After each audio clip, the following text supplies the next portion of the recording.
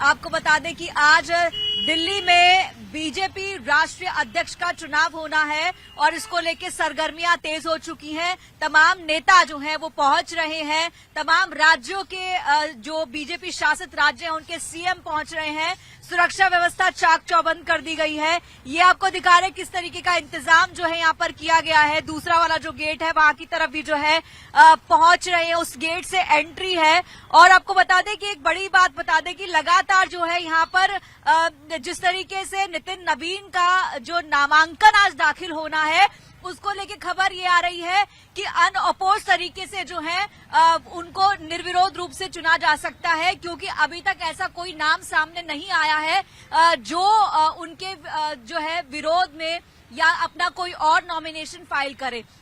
तो ये बड़ी बात कही जा सकती है। नामांकन प्रक्रिया आज दोपहर में शुरू होगी, लेकिन आपको बता दें कि प्रक्रिया अपनी पूरी तरीके से चलेगी। जो दूसरा वाला गेट हम आपको दिखा रहे थे वहां से तमाम उन नेताओं की एंट्री हो रही है, तमाम उन लोगों की एंट्री हो रही है जो बीजेपी के सदस्य हैं और इस नामांकन प्रक्रिया में भाग लेंगे, वोट करेंगे। उनकी लिस्ट चेक की जा रही है, उसके बाद उनको एंट्री दी जा रही है। तो ये पूरी प्रक्रिया चल रही है और हमारे साथ हमारे सहयोगी प्रोक्ष चौधरी भी हैं जो लगातार इस खबर पर नजर बनाए हुए हैं। प्रोक्ष, हमें आपसे जानना चाहेंगे कि किस तरह की सरगर्मियां देखी जा रही हैं, कौन कौन नेता अब तक वहां पहुंच चुके हैं। प्रोक्ष, ओवर टू यू।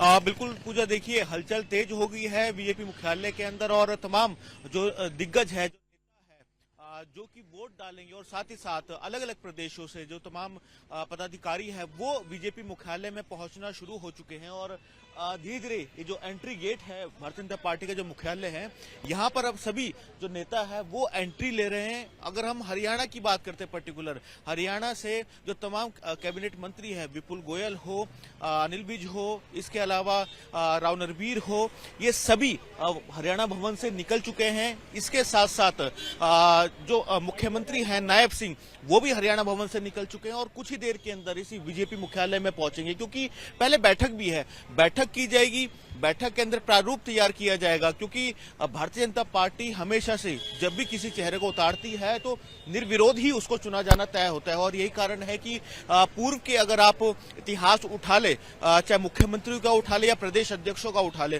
तो वो सभी यही दिखाता है कि जिसको नाम चयन कर लिया गया है वो ही निर्विरोध जीता जाएगा। और एक तस्वीर और आपको दिखाते हैं, बिल्कुल नितिन नवीन की फोटो भारतीय जनता पार्टी के मुख्यालय के बिल्कुल सामने लगी हुई है।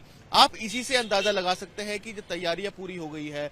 अलग अलग राज्यसभा सांसद, लोकसभा सांसद यहां पर पहुंचे हुए हैं और हमारे साथ तमाम, अब देखिए मुख्यमंत्री का काफिला बिल्कुल आपको नजर आएगा। पूजा, सामने से मुख्यमंत्री का काफिला आ रहा है। मुख्यमंत्री नायब सिंह जो है वो कुछ ही देर के अंदर बीजेपी मुख्यालय के अंदर एंट्री लेने वाले हैं। उनके साथ तमाम कैबिनेट मंत्री, चाहे वो महिपाल ढांडा हो, विपुल गोयल हो, राव नरवीर हो, सभी मौजूद रहेंगे। और इसी मुख्यमंत्री नायब सिंह सैनी और मोहनलाल वडोली जो प्रदेश अध्यक्ष है वो मौजूद है।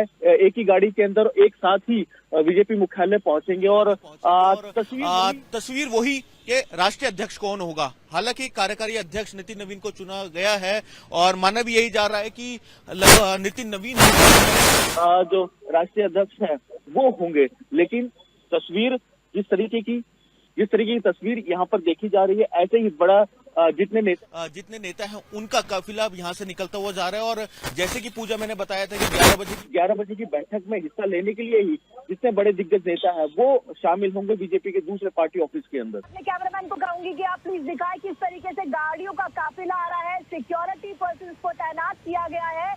यानी कि ये आप मान के चलिए, जरा ये जो ऊपर पोस्टर लगा है, प्लीज कैमरामैन से कहूंगी उस पर फोकस करिए। देखिए यहाँ पर एक तरफ है प्रधानमंत्री नरेंद्र मोदी और दूसरी तरफ है नितिन नवीन और जेपी नड्डा। यानी कि ये साफ मैसेज है कि भले ही नामांकन प्रक्रिया हो रही हो, भले ही जो है चुनाव किए जा रहे हो, भले ही यहाँ पर तमाम नेता वोटिंग के लिए इकट्ठे हो रहे हो, लेकिन ये तस्वीर अपने आप में ये कहने के लिए बहुत है कि किस तरीके से आगे चुनाव निर्विरोध रूप से नितिन नवीन द्वारा ही जीता जाएगा। आप ये मान के चलिए, नितिन नवीन की हम बात कर रहे हैं, नितिन नवीन के कंधों पर बड़ी जिम्मेदारी है। इस साल कई चुनाव होने हैं। इस साल चुनाव होना है असम में, इस साल चुनाव होना है पश्चिम बंगाल में। अब नितिन नबीन की टक्कर जो है दीदी से कैसे होगी, कैसे जीत पाएंगे उनके गढ़ को, ये देखना दिलचस्प होगा। इसके अलावा अगले साल की बात करें 2027 की, तो 2027 में भी